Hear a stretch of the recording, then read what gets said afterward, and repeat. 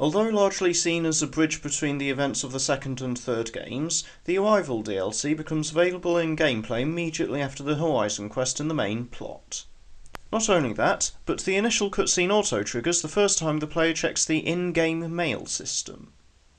Naturally, a lot of players will likely just delay the DLC until later in their playthroughs, as simple as that. Meanwhile, lore fans may just headcanon that the initial cutscene takes place later in the story.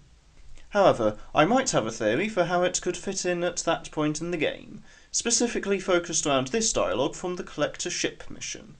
They could take every human in the Terminus systems and still not have enough to fill these pods. They're gonna target Earth.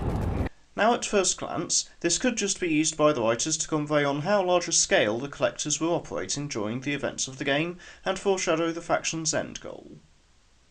However, there are some logistical hurdles that arise when the player considers it in more detail. Firstly, the ability for the Systems Alliance to respond to the Collectors.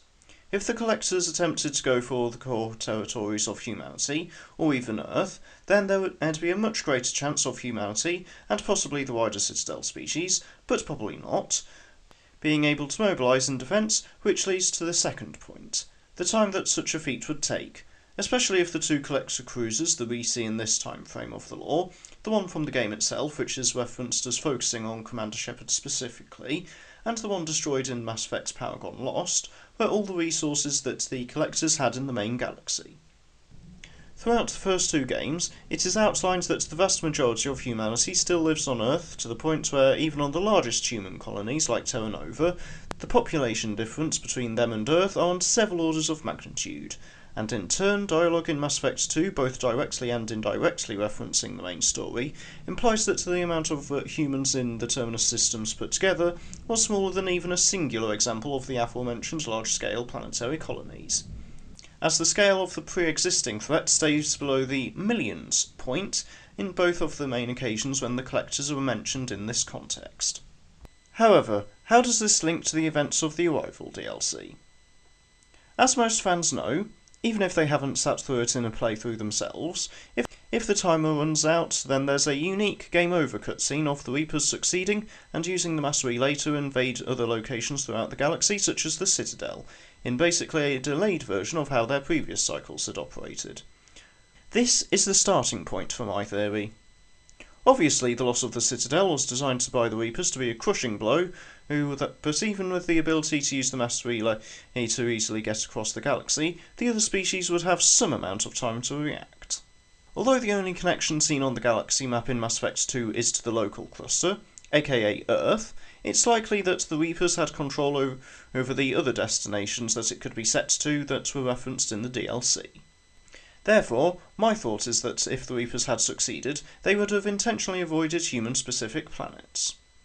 Then, as the Reapers spread out across the galaxy, any coordinated leadership of Citadel space, whether it be the form we see in this trilogy being able to escape the Reapers at the Citadel itself, or a new structure established after it fell, would be scrambling to deal with the Reapers, and since they would be seen as largely ignoring humanity, then there would likely be heavy pressure put on the Systems Alliance to use their forces to defend the other species' homeworlds and major planets, while leaving the defences of their own at a minimum.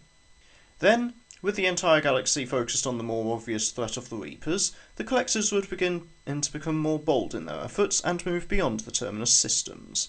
although escalating slowly enough to go unnoticed, weakening humanity from the shadows even as the Reapers tore through their fleets. Despite this theory being my own, and one of the few sci-fi theories that I've thought of that I haven't seen mentioned by others, even I'm not fully convinced that this is how things would have played out in-universe. Although I doubt it's confirmed, I feel as if I've seen dates given for the in-universe news article that line up with this DLC, and that, at least in some cases, were meant to be in line with their out-of-universe upload dates, which would in turn place its events in early 2186. Possibly with Shepard returning to their duties as a Spectre for an unknown amount of time between the end of the main game and the events of Arrival. Yet, it's still been an idea that I've had for a while during multiple playthroughs. However, it mainly feels more fitting to bridge the gap between games by playing it after the main story of Mass Effect 2. On top of that, as a final note, it has a stronger sense of progression when going through it from this Human,